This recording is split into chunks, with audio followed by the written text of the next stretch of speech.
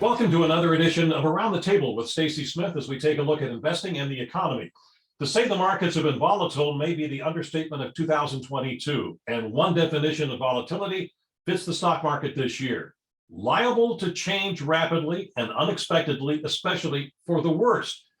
But sometimes when things seem to have gotten worse, they sometimes get better, at least for a while. And that was the case last week. After setting new lows for the year, the markets rebounded with the Dow gaining 5%, the S&P 500 up 6%, the NASDAQ up 9%.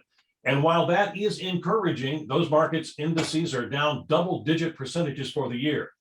As we have said time and time again, no one can predict when the markets will take a turn to the upside or the downside, but you can try to position yourself for what the market might do. So to discuss that and some other investing topics, let's go to our expert panel. I would like you to meet Carrie Coghill. Carrie is the president and CEO of Coghill Investment Strategies, which is headquartered in Pittsburgh. She is recognized as one of the nation's leading voices on financial advising. As we go around the table, we find Frank Rossetti. Frank has been advising clients for 50 years, and he helped to establish Harvest Financial, where he is the executive chairman. Across the table, we find Kim Forrest. Kim is the chief investment officer and the founder of Boca Capital Partners. Kim has a dual background in both finance and in software engineering, and you may have seen Kim in her many appearances on CNBC, Fox Business, and also on Bloomberg. And seated across the table is a name familiar to a lot of Pittsburghers, Bob Fergasso. Bob has been in the investment advisory business for 50 years. He's also the chairman and chief executive officer of Fergasso Financial Advisors. I want to thank all of you once again for joining us here for Around the Table with Stacy Smith as we take a look at investing and the economy. Now, as I mentioned, the understatement of the year is that the markets are volatile. Sorry. That's volatile. Oh, Sorry. my phone is talking. Trouble hearing you. Well, my phone is talking to me, saying it's having a hard time hearing me. I can hear myself just fine. As I mentioned, the understatement of the year is that the markets are volatile. Now, that volatility was triggered at the beginning of the year when it became clear that inflation was not transitory and that it was surging. That led the Fed to begin raising interest rates at a more strident pace than usual to try to keep inflation in check. That has now led to worries that we could enter a recession. And that leads me to this question. With the markets down double-digit percentages and heightened uncertainty about the economy, are there categories about the economy, or are there categories of stocks that are better to own? And by that, I mean growth stocks versus value stocks. So I would like for us to take some time to examine the basics of this. So Kim, my first question is to you. What defines a growth stock and a value stock? Well, just about everything in the world of investing is through the lens of the eye of the beholder. So I'm going to say that if you ask each one of us on this panel, would have a different twist, maybe skewed more to what a value stock is rather than a growth stock, but I'll give it a whirl here. Okay. So I know that growth stocks are growing. That is what defines them. And generally speaking, it is their growth of revenue that is so exciting to investors that people just kind of shove all other considerations out of the way when they're buying that. And that would be things like how much does it cost them to produce their goods, and then how much money are they actually keeping and returning to shareholders, or keeping and fueling this crazy growth.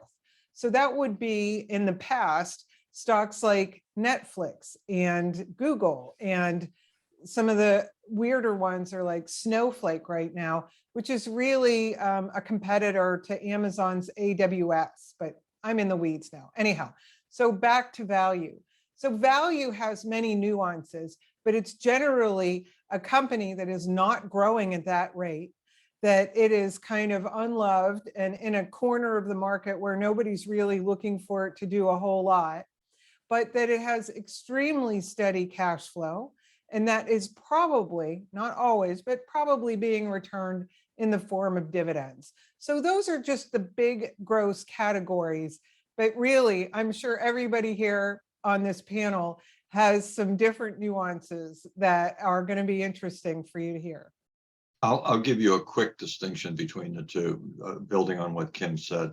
A growth stock grows, as Kim described. It moves on its internally generated momentum. That is, it usually has a corner on its part of the market and it drives itself forward. Kim gave you some examples. By contrast, a value stock usually moves with the cyclicality of its industry and sometimes the economy. So if farm goods are strong, you might look at companies that promote the growth of farm products, and it would go with that industry. And then when something goes wrong, either cost of goods or its marketplace shrinks, then it's going to go into a cyclical downturn. Typically, growth stocks don't have a cyclical downturn, but they may have a headwind that the economy or international or national events present. That's a great description of how when you categorize value and growth, how they respond to economic conditions. As Kim said, we probably all have our very specific definitions of what we would classify as growth or value. But the one thing I would caution is that nothing replaces fundamental research. And when you're looking at value stocks, so we might look at a company that, is very stable, has consistency of earnings. Sometimes people will say, well, price earnings ratios, that's how we classify a value stock.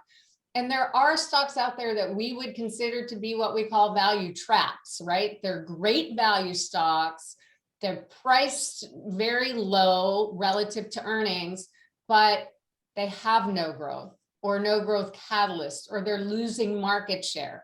So you have to be a little bit careful as an investor as to not just to invest in one segment because it might be in favor or out of favor. You want to make sure that you're still doing your fundamental research.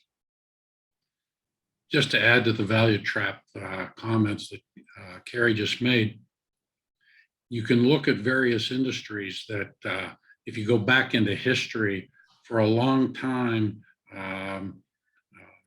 buggy whip manufacturers were probably a growth industry as people acquired horses and carriages and needed buggy whips. As the car came on, that industry became a growth industry, and the buggy industry and everything associated with it started to go down. Guys weren't pounding horseshoes as much in the past as they did in the past. Today, we probably have the same type of dynamics going around electrification versus carbon energy versus travel. Things are changing every day. And if you're looking for growth, you're trying to get in front of what the new things are going to be. A very difficult thing to do because there will be many winners and losers. And on the same token, you have to figure out who the people are that are living on melting icebergs, that as that iceberg goes away, they will sink into the ocean and be gone as the buggy whip manufacturer was. All right. What a great definition there, Frank. We're going to take a break and we'll be back in just a moment. Welcome back to Around the Table with Stacy Smith as we take a look at investing in the economy.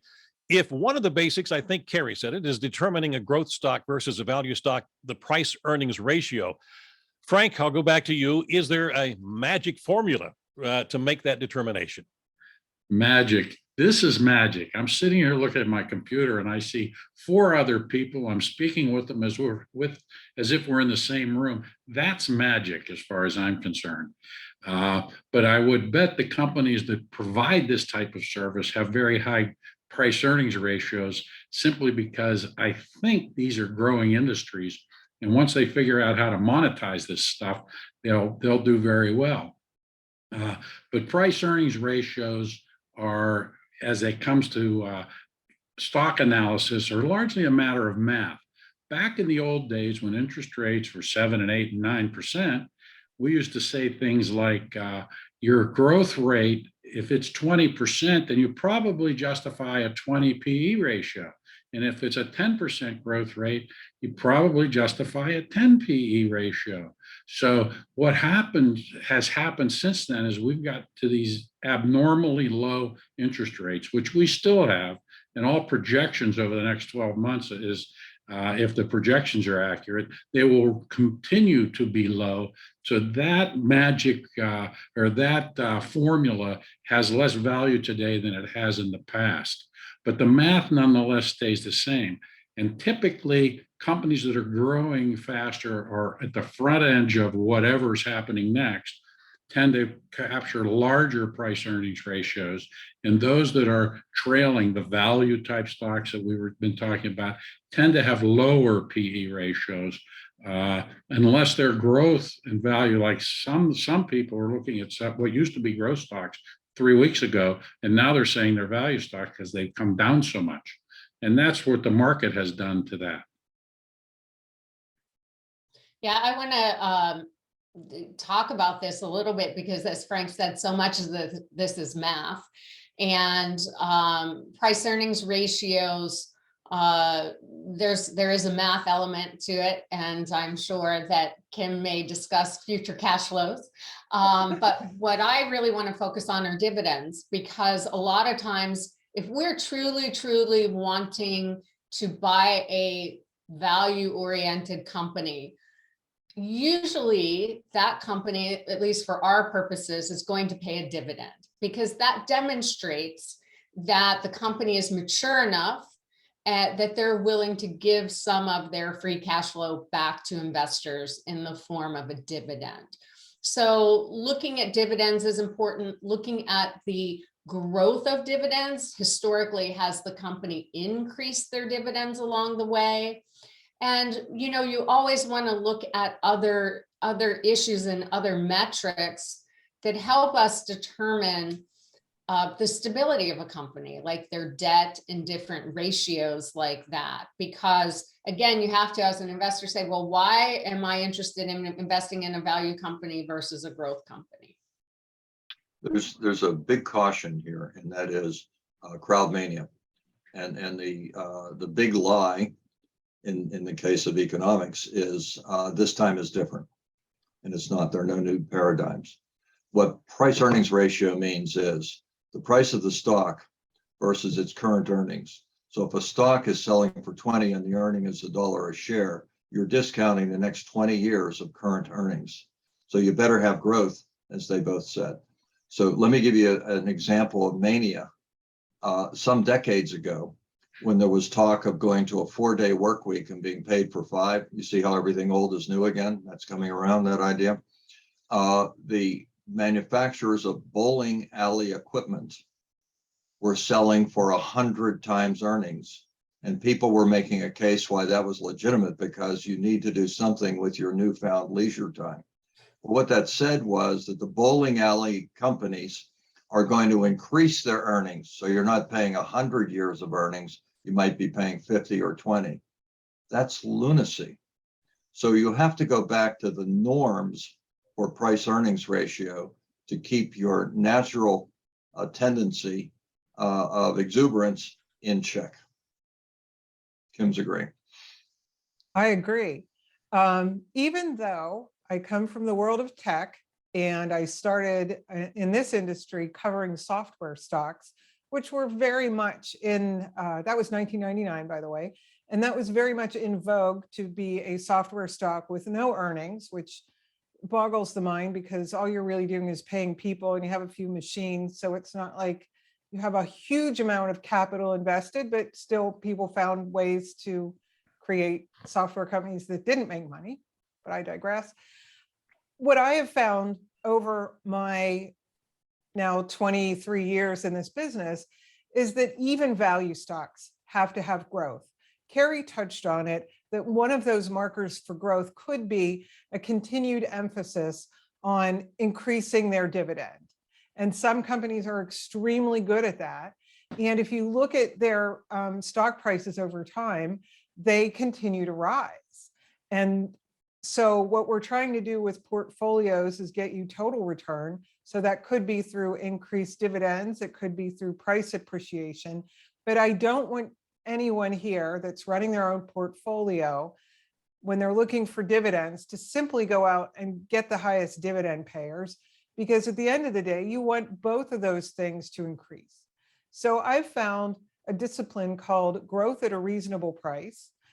pretty much pays off, because you can sometimes overlook, are they super profitable, or is the company instead putting that money back into itself to allow it to grow?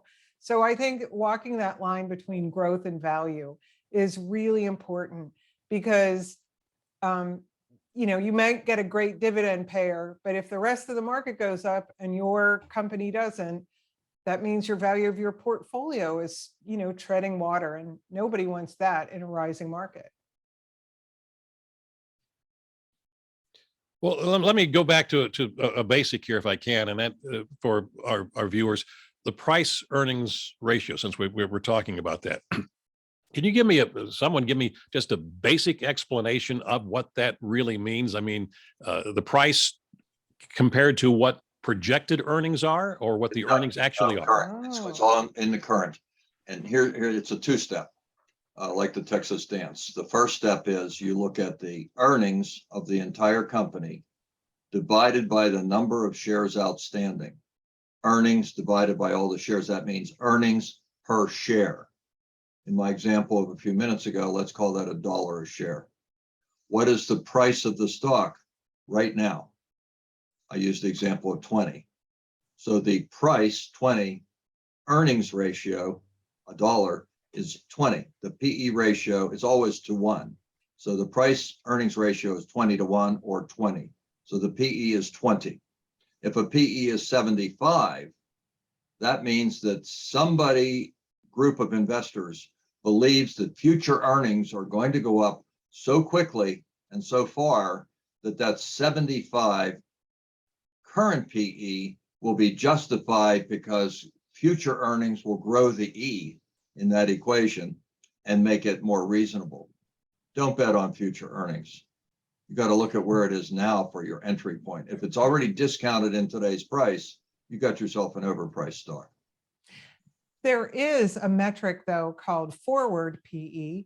And what that uses is the analysts that cover the stock, that their estimate of the forward earnings. So it is using the next 12 months.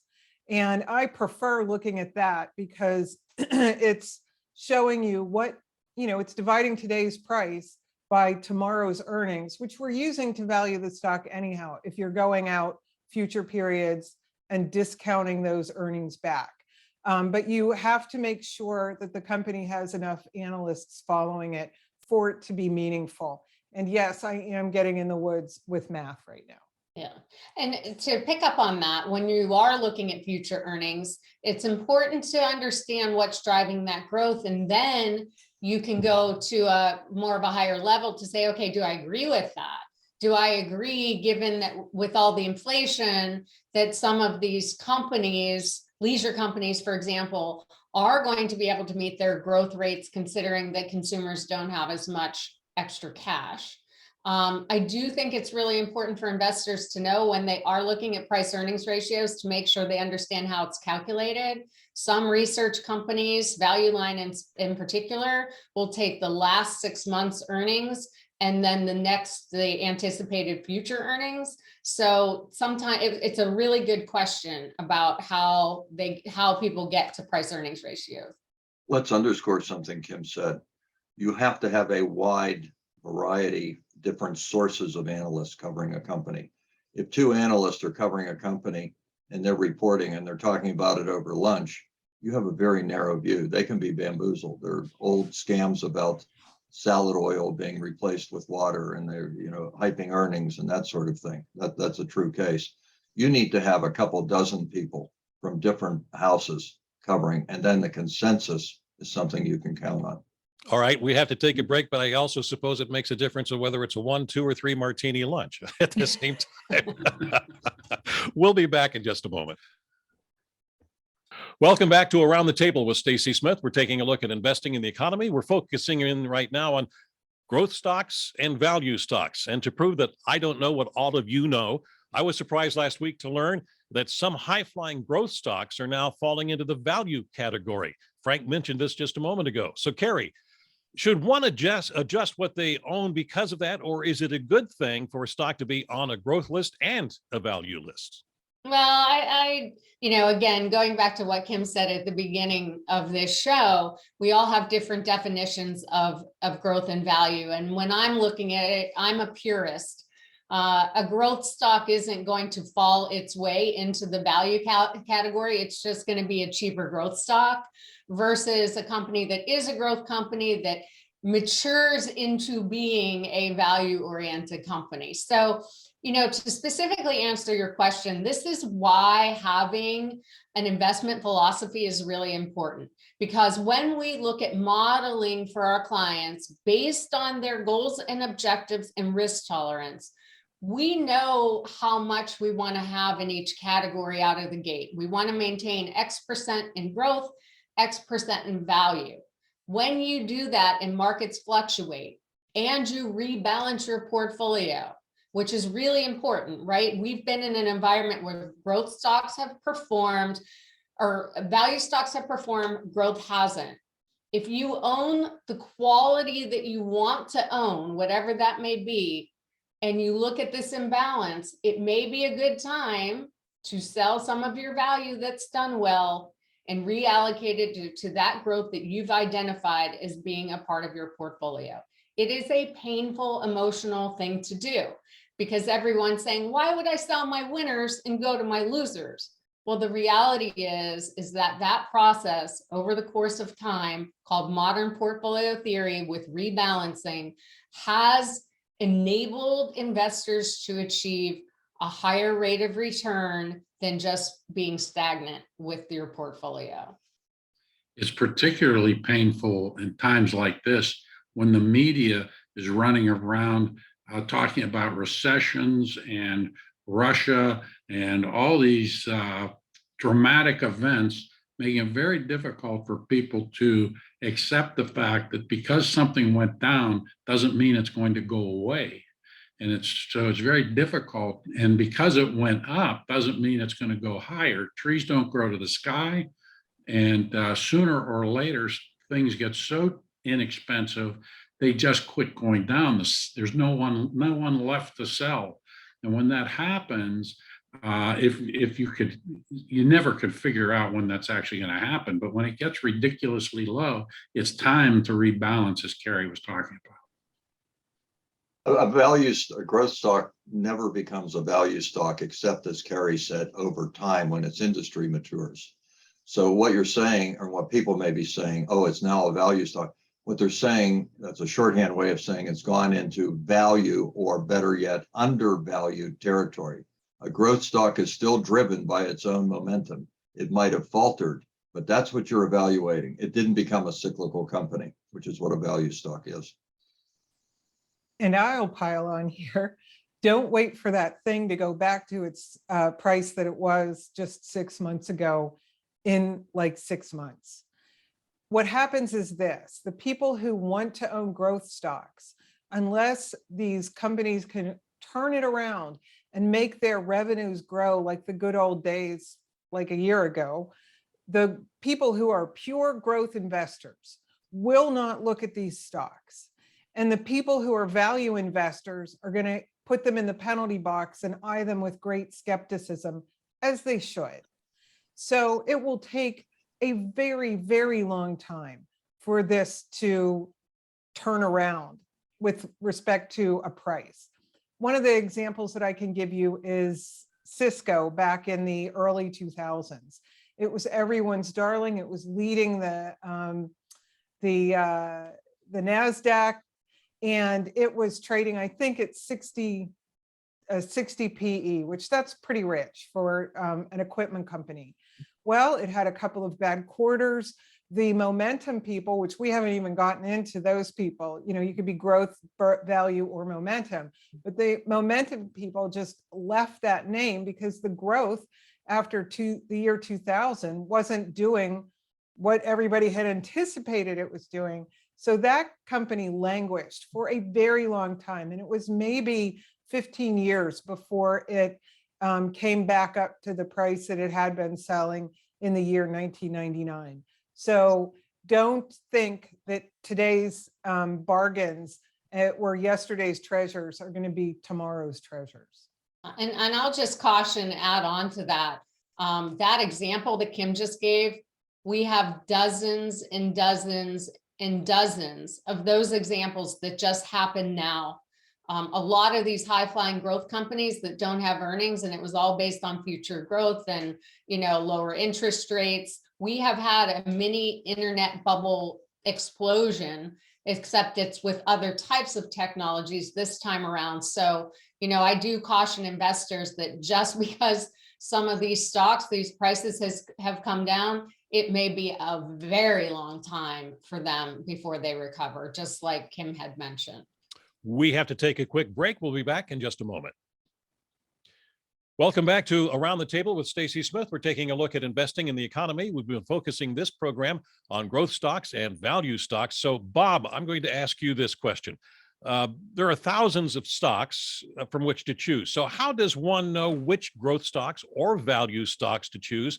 Again, am I looking for one of these magic formulas? And do you have one? Yes. How's that for a surprise? I got a magic formula for you. And it's so magic and it's so secret that it's hiding in plain sight. First, you cannot time, sorry to start with a negative, sector rotation. When should I jump from growth to value? When should I jump back to growth? It's only a few months ago that the pundits were saying value stocks are dead. It's all about the growth momentum stocks. Now they're saying growth stocks have faltered. Now you should look at value stocks. The answer is you should always own growth and value stocks because you can't decide which is going to dominate in any given one. Now, what you might do is adjust the percentages of your portfolio that you've allocated to those. There are also large company, mid-sized company, and small company growth stocks, and the same for value. So here's the magic formula. You ready? Do you have your pencil, everybody? All right. It's the same formula we've been talking about. If you assume that you're going to have growth and value, you have to do your homework on all the things that we just talked about. What are the current earnings? Are they solid? What is the price reflecting of the market's judgment of those earnings? Because that says where it thinks it's going. The basic research should be done on the forward earnings projections by a wide number of analysts from different perspectives. And then you come down to a decision as to whether you should buy. So you should always have growth and value. Depending on where we are in the industry markets cycle, you might have a little more growth or a little more value, but your choice of the stock is going to be determined on roll up your sleeves, do your analysis, and put the best selections into the portfolio. That's the secret, the magic formula. It's based on those analyses that you, the analyst, your portfolio management company, will do to make the right selections. There you have it. It's magic. Magic. Well, I would just say, kind of being always looking at what could go wrong, right? I started in this industry as a very young female in a male-dominated I know, I was there with you. Bob hired me before I was, barely out of high school, and grateful for that, by the way. And I really had to prove myself. So, that's how I got interested in market history and the numbers, because I really had to prove what I was saying. And I'm always asking the question, what could go wrong? So for the example that Bob just gave about doing your research, it's great. And analysts are usually they're focused on the micro, they're focused on the company, where I like to focus on the macro. Okay, here's this thesis, what could go wrong? Just like I said about the leisure industry, everyone's very optimistic about it. But my brain says, okay, if we're paying $100 to fill up our gas tank and quadruple for food, are we going to have that money to live up to what these analysts are saying about a certain company? So, you have to look at it from both angles. A little while ago, we were talking about future earnings, and I like to talk about the optimism of analysts. I follow Standard & Poor's earnings projections a lot because they're a large data gatherer. And they get information from a lot of places, as we have discussed. However, 6 months ago, they were expecting 2022's earnings to be close to $220. I'm talking about trailing GAAP earnings, not the ones that the media talk about, because I don't understand those. Those are operating earnings, which are more like cash flow, which are also, is also important, but they don't properly identify the difference. With GAAP earnings at 220, now they're talking about they're going to be more like 206. So in 6 months, those earnings have come down those projected earnings for the current year have come down 7%, which is not immaterial.